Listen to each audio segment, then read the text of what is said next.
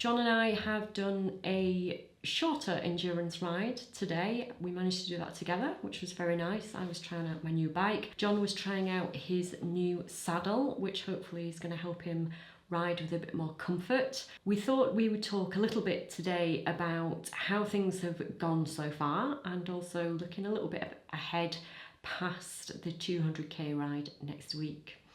So things have gone really well. His fitness is progressing because of the longer rides and the little bit of training that he's doing in between. So we've managed to maintain this positive routine of a taper week, a bit of a recovery week, and then a week of training before the next taper week. That seems to be working really well. His chronic training load is going up, which would suggest that his fitness is going up because he's managing to keep the training going with bouts of easier training for recovery and taper, and some training in between before the next hard workout, the next key long ride. So you can see these big spikes of fatigue, the pink line, where John has done a long ride, and that also produces a spike in the chronic training load, which is then contributing to his overall fitness.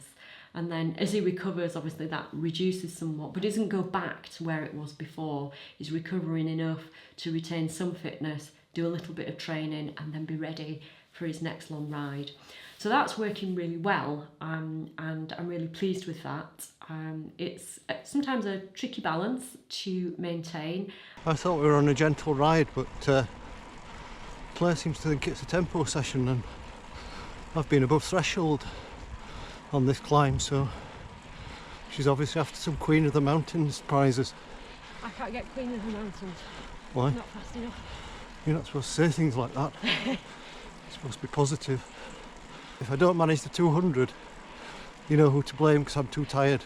You're in charge. It's my coach's fault. And being able to do that together and talk it through and see how the recovery, which was maybe a little bit more than expected initially, is working really well in enabling John to maintain a good training routine, which is the key to getting fit. So on the 7th of the 10th, you can see John did his first long ride with that big spike, and that was the catalyst really to get things in motion and for us to decide that maybe this 200k ride in December would be a good idea, with the possibility of doing this Randonneur Round the Year after that. He does his next ride on the 27th of the 10th, and that again works really well. He gets some good training benefit from that. He recovers well and does his 165k ride, and you can see that once again he's recovering well from that. We're going to continue with that routine and continue with the taper week for this week, so that John is ready for his big ride on Saturday, his 200k, which we're really looking forward to seeing how that goes. And now that we've established this routine of a taper week, big ride, recovery week, then a week of training, then a big ride, then we know that we can continue that into next year, which is the plan, as you can see from his annual training plan. We've got rides planned each month for the year until September 2024. Who knows, we may decide to do some longer rides as well. The advantage of having this taper week, big ride, recovery week, training week, is that we're on this 4-week cycle, which seems to work quite well for John, and it does mean that he's getting a little bit of training in there. And you can see that the fitness is going up.